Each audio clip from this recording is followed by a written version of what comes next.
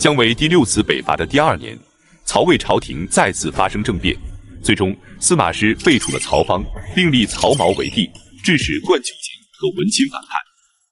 那么，此战中，司马师的眼睛为何会掉出眼眶？冠丘俭为何会被平民射杀？本期视频，我们就一起走进冠丘俭和文钦叛乱及司马师病逝。254年，曹芳22岁，登基也已经8年了，但朝政依然由司马师把持。2月，中书令李丰和张皇后的父亲张基等人准备发动政变，废掉司马师的大权，改封夏侯玄为大将军。然而，事情败露后，3人全都被司马师给诛杀了，并且一灭3族。通过此事，司马师突然意识到曹芳已经长大，不太好控制了，于是便有了另立皇帝的打算。他联合朝中大臣给郭太后上奏，以曹芳沉迷女色、欺辱儒士等理由，要求郭太后废除曹芳，改立曹操的儿子曹据为帝。可是郭太后同意废除曹芳，但要求改立曹丕的孙子曹髦为帝。于是曹芳便被迁往河内郡，废为齐王。年仅14岁的曹髦继位，大权依然由司马师把持。远在扬州的冠丘俭得知后非常不安，因为他与李丰和夏侯玄素来交好，同时他感念曹睿对自己的知遇之恩。因此得知曹芳被废，夏侯玄和李丰被杀后，冠丘俭既不安又愤怒，决定起兵打倒专政的司马师。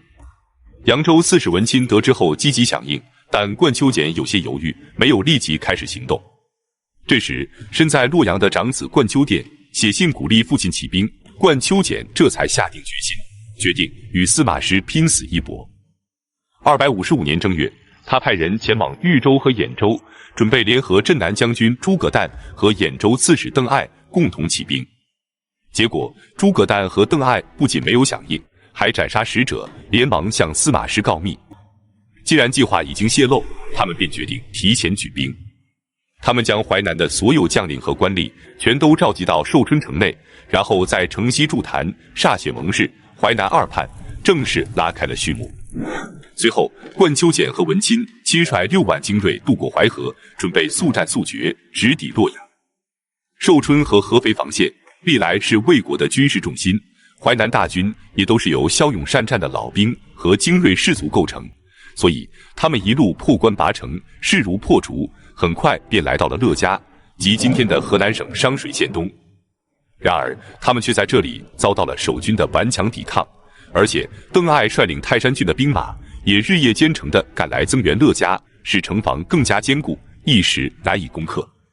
至此，冠丘俭速战速决的战术被彻底打乱，而且由于战线拉得过长，后勤补给出现了很大的困难，再加上日夜奔袭作战，将士们疲惫不堪。无奈之下，他只能让大军进驻项城，即今天的河南省项城市。失去了先手优势后，冠丘俭为了能够争取到更多的潜在盟友，他便发布檄文，揭露了司马氏的11条大罪，布告天下。然而司马氏掌控朝廷多年，根基非常深厚，各地诸侯要么静观其变，要么倒向朝廷，无人响应于他。无奈之际，冠丘俭和文钦只能将儿子送往东吴为人质，向东吴讨好，然而却并没有得到东吴的大力支援，这让冠丘俭非常的苦恼。同样，司马师也并不轻松，因为他刚刚割去木瘤，身体尚未完全恢复，原打算让太尉司马孚率军前去平叛，但傅古和钟会等人却极力劝他亲自掌军，无奈之下，司马师只能带兵出征。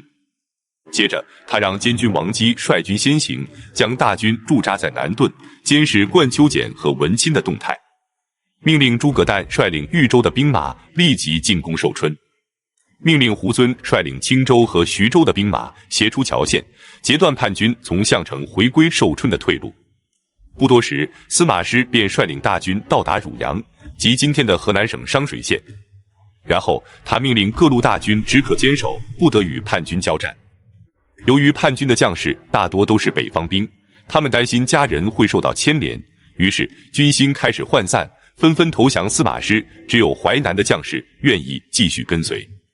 这时司马师让邓艾做出败亡的迹象，引诱叛军出兵，结果文钦果然上当。当天夜里，他就兵分2路，一路由他的儿子文鸯率领，一路由他亲自率领，准备偷袭司马师和邓艾的大营。让司马师没想到的是，文鸯并没有前去偷袭邓艾，而是直接冲向了他自己的大营，导致军中大乱。司马师由于受惊过度，刚刚割去的木瘤旧伤复发，眼睛直接掉出了眼眶。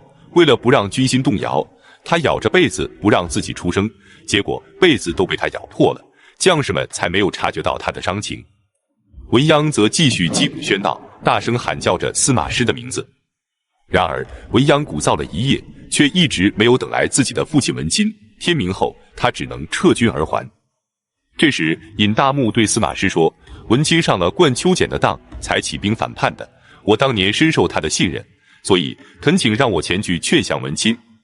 司马师此时身患重病，如果能够劝降成功，那是再好不过的。于是他便派遣尹大木只身前往。然而尹大木曾经是曹氏的家奴，心向曹魏。当年司马懿以落水发誓，让他去劝降曹爽，结果曹爽投降后却被夷灭了3族，这让尹大木非常的后悔。所以他此次去找文钦，并不是劝降，而是想告诉文钦，让他再坚持几天，司马师估计快要病死了。不多时，尹大木便追上了文钦，对他喊话说，阁下为何如此着急，不能隐忍几天再战吗？可叹的是，文钦并没有领会他的意思，还厉声大骂道，你是先帝的家人，不但不想着报恩，还与司马师为伍。说完，不等尹大木辩解，就张弓搭箭，准备将他射杀。尹大木哭着说道，大事完了，你就好自为之吧。然后策马狂奔而回。接着司马师让司马班率领8000骁骑前去追击文钦，乐申则率领步兵紧随其后。不多时，他们便追上了文钦的大军。文鸯虽然勇武善战，但仍旧无法扭转战局，很多部众倒戈投降，文钦父子力战突围，向南逃走。冠秋俭得知文钦大败后，知道大势已去，只能连夜逃出项城，向南突围。魏军则紧追不放，致使冠秋俭的大军越打越少。当他逃到慎县时，得知寿春已被诸葛诞占领，无法回去了，士兵便开始大量的逃亡。慎县即今天安徽颍上县江口镇。冠秋俭心有不甘，准备调整路线北上，可是魏军穷追不舍，他只能露宿荒野，鸡皮交加。当走到慎县安丰津的时候，再次遭遇追兵，他便与弟弟冠秋秀和孙子冠秋仲藏匿在河边的芦苇丛中，结果被平民张蜀射杀而亡。冠秋秀和冠秋仲则侥幸逃脱，逃往了东吴，其余亲族则全部被杀。文钦父子此时已经逃到了驼高，即今天安徽巢湖市这高镇。就在这时，东吴的孙峻正率领大军准备前去攻打寿春，于是文钦父子便投降了孙峻。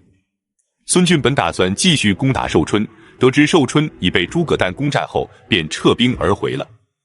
文钦到达东吴后，给郭淮写信，希望他继续起兵反抗司马师。然而他不知道的是，郭淮此时刚刚病逝。至此，冠秋俭和文钦的叛乱终于落下了帷幕，司马师终于可以率军返回洛阳养病了。然而当他走到许都的时候，病情突然加重，只能在这里暂作停留。255年3月23日，司马师痛死于许昌，终年48岁。皇帝曹髦得知后，立即下诏，以东南刚刚平定，尚不稳定为由，命令司马昭镇守许昌，让尚书傅古率领大军返回洛阳。曹髦的目的就是架空司马昭，夺取司马氏的兵权。司马昭接到诏书后非常慌张，一时不知所措。他要是听从了皇帝的旨意，失去的就不只是兵权了，可皇帝的诏书又不得不听。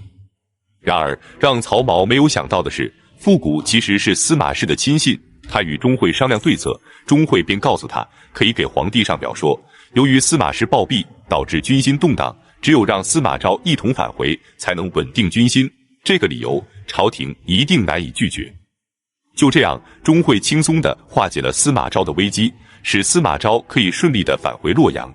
随后，他被拜为大将军，开始掌管魏国的朝政。姜维得知司马师病逝后，便准备再次北伐。可是，征西大将军张翼却认为姜维穷兵黩武，与他在朝堂上争辩不休。那么，姜维不听劝告的第7次北伐，战果如何呢？我们下期接着讲述。